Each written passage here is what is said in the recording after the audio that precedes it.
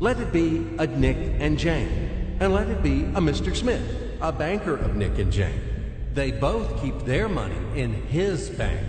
That's why we use the title Mr. Smith with respect. Nick really wants to buy, well, let's say Jane's bicycle, but he has no money.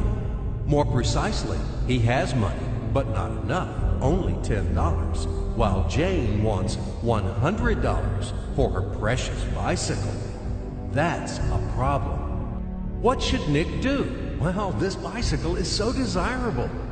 He gives Jane his $10 as a deposit and asks plaintively not to sell the bike to anyone. He says that he will bring the rest of the money soon. At the same time, he runs to his bank, to the respected Mr. Smith, to get a loan for the missing $90. As ill luck, Mr. Smith has no money at this moment, but he knows perfectly about $10, which Nick gave to Jane. And where will Jane bring his money to? That's right. She will put these $10 in her lovely bank to the same Mr. Smith. Therefore, Mr. Smith asks Nick to come back tomorrow in the hope that tomorrow he will get these $10. And everything happens this way. The next day, Jane brings $10 to the bank. The bank provides Nick these $10 on credit. Nick immediately gives them to Jane. She again puts them in a bank. The bank again provides Nick these $10 on credit, etc. As long as Nick the fool will gather enough money for the bicycle. Don't you get confused yet? Be patient, I told you. These demons have been trying to confuse you during 1,000 years. These damn economists and financiers. But anyway, we will figure everything out.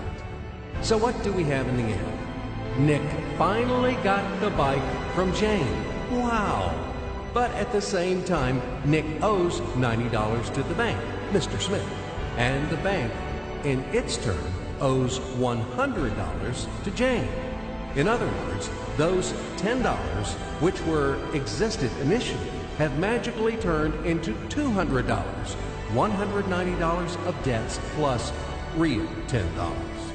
But these $10 would also turn into $1,000, even in a million or a billion, if Nick would make a more expensive purchase.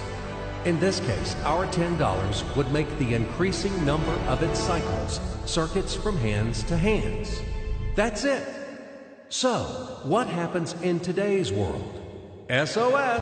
It appears that banks also make money out of thin air and multiply them. Not only Fed can produce money, but banks either. In short, everybody can do this, except you and me. We are not in the business at this celebration of life. I would like to print or draw some money as well. In fact, these banks multiply money without any control. And we're still wondering why the banker lives better. What are naive fools are we? Now it is clear why. The one who produces the money, of course, lives better. But this is not enough. From this moment, poor Nick will never be able to repay his debts owed to the bank, no matter how hard he would work. Silly Nick doesn't know it yet, that he's in slavery to the bank, in credit bondage forever, because those $90 which he owes to Mr. Smith do not exist in nature at all. Sly Mr. Smith made his money out of nothing.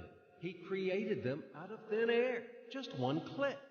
And $10 turned into $200. Yes, but you can object